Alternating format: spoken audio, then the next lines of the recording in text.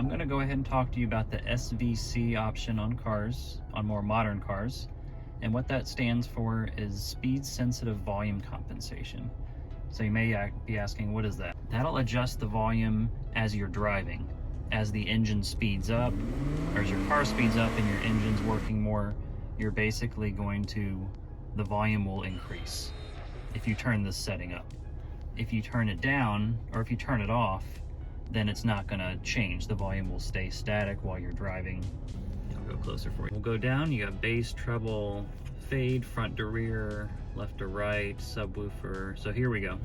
SVC, and I'm just using this tune push select button. And I'll go ahead and press it here.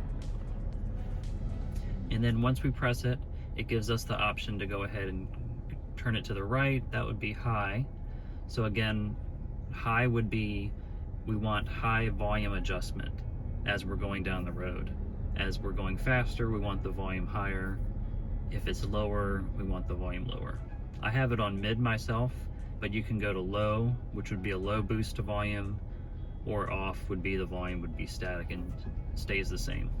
So I'm going back here to mid.